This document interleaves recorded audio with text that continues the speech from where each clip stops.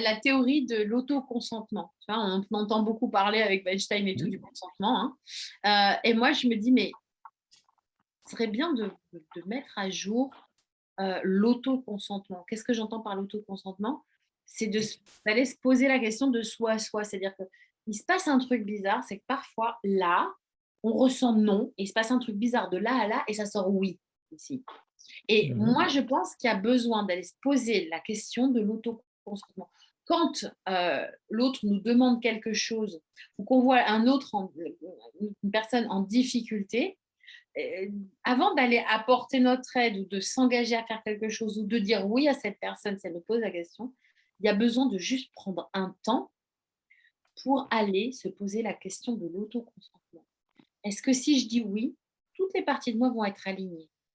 Est-ce que j'ai besoin d'un temps de réflexion? Est-ce que je suis au clair ou pas? Si je ne suis pas au clair, il vaut mieux juste se dire, écoute, je vais prendre le temps de la réflexion, je ne te dis pas oui, je ne te dis pas non, et je reviendrai vers toi pour te dire. C'est tout. C'est tout. Il y a juste besoin de ça. Et de prendre peut-être une grande inspiration et aller écouter notre intuition, écouter à l'intérieur. Mais quel va être le prix à payer? Je le fais, je le fais pas, si je le fais, machin, voilà. Et aller se poser la question de qu'est-ce qui se passe à l'intérieur. Instinctivement, en fait, en vrai, on le sait immédiatement.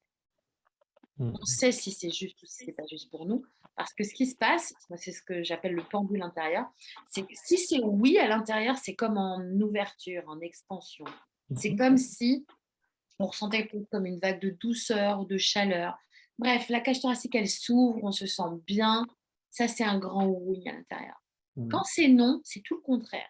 Ça, ça coince, c'est comme si on avait le cœur et les poumons serrés, on respire moins bien. C'est comme une contrainte, une constriction à l'intérieur. Tu vois, c'est comme si c'est le boa constrictor là, qui nous serre là, comme ça. Et comme on ne se sent pas bien et ça fait comme peut-être une vague de froid, de mal-être à l'intérieur. Donc, instinctivement et immédiatement, on sait si c'est oui ou si c'est non. Et on a juste besoin d'aller mettre ça en conscience. Et si ça dit non à l'intérieur et qu'on a du mal à dire non à l'extérieur, on peut juste dire je vais y réfléchir et je te dirai. Ça suffit. Et un peu plus tard, aller trouver les bons mots.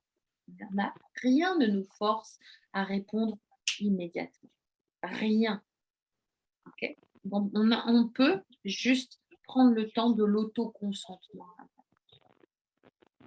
Donc voilà, j'avais envie de parler un petit peu de ça parce que c'est un sujet qui m'inspire parce que je vois tellement de gens avoir du mal à dire non ou alors dire oui juste par habitude. Et alors moi, je suis thérapeute psychocorporelle. Hein, chaque fois que c'est coincé, le dos, là, les cervicales, à chaque fois, je vais explorer ça et à chaque fois, ça ne rate pas. C'est que le corps, il coince parce que on n'ose pas dire non. Donc le corps, il peut même. C'est comme s'il disait maintenant, il faut vraiment que tu apprennes à te dire oui. Parce que et ton corps, il peut que dire oui, mais à toi-même. Voilà. Donc c'est comme les torticolis ou les trucs, bref. Et donc, la question de l'autoconsentement libère de toutes ces douleurs aussi physiques.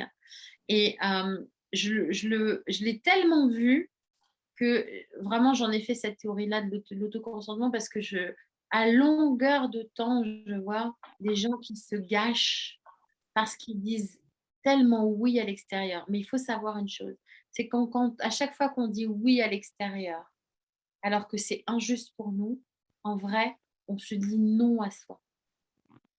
Parce que chaque jour, on a une bourse de 24 heures et une bourse d'énergie chaque matin. Et le soir, les deux sont vides. Et si on a dépensé à dire oui à l'extérieur et aux autres, on a dépensé notre temps et notre énergie pour les autres, on n'a plus que dalle pour nous. Rien. Niente, walou. Nada. Okay. Donc, à chaque fois qu'on dit oui aux autres, d'une manière ou d'une autre, qu'on le veuille ou qu'on ne le veuille pas, on se dit non à nous. Parce qu'on n'a pas le temps et l'énergie pour tout. Donc, ce oui à l'extérieur, on doit le peser. Et plus on va apprendre à dire non, plus notre oui aura de la valeur. Retenez bien ça. Plus j'ose dire non, quand à l'intérieur de moi ça résonne non, plus mon oui va avoir de la valeur.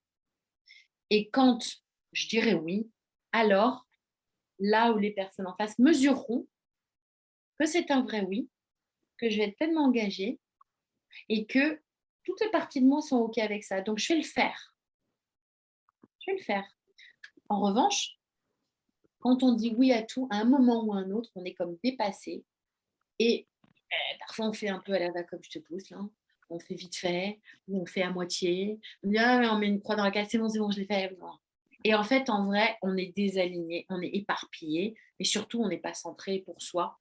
Et on ne se traite pas en première classe, donc en première place. Et finalement, qu'est-ce qu'on montre? Qu'est-ce qu'on apprend aux autres de nous-mêmes? Eh ben, on apprend qu'on est corvéable à merci, qu'on ne sait pas poser nos limites, qu'on ne sait pas s'aimer, se respecter. Et on n'est pas très inspirant. On perd notre leadership. On perd la conduite de notre âme. Et du coup, on est fâché avec notre âme. Mais moi, je préfère être fâché avec la terre entière que fâché avec nous. Donc, on a besoin d'apprendre à dire de vrais oui et à dire de vrais non. Et en fait, la normalité, puisqu'on n'a que 24 heures dans une journée et qu'une énergie pour la journée, la normalité est de dire surtout non, en fait. Quand on y réfléchit, ne serait-ce qu'un tout petit peu. La normalité, n'est pas de dire oui, parce qu'on va peu pouvoir dire oui, parce qu'on a déjà des oui à se dire à soi. On a déjà des choses à faire pour soi, des choses à mettre en place. Et donc, en fait, le non devrait être une réponse normale et le oui devrait être ponctuel. Et souvent, dans les gens sacrificiels ou qui ne savent pas poser leurs limites ou qui ne savent pas se positionner, bah, le non est exceptionnel, ou voire même le non n'est pas une option admissible. Et donc, il y a besoin de se poser la question de quelle distance je mets par rapport à ce qu'on m'a appris, à ce que j'ai peut-être vu dans mon enfance. Si j'ai eu une enfance entourée de gens, de parents un peu sacrificiels, du coup, est-ce que c'est OK que je garde ce modèle-là ou pas? Ou est-ce que c'est OK que je prenne soin de moi et que j'inspire autrement mes proches à prendre soin d'eux aussi? Voilà. Et donc, à un moment, ce oui, il doit être vraiment tourné vers soi. Et quand le oui, il est vers l'extérieur, alors il a beaucoup plus de valeur.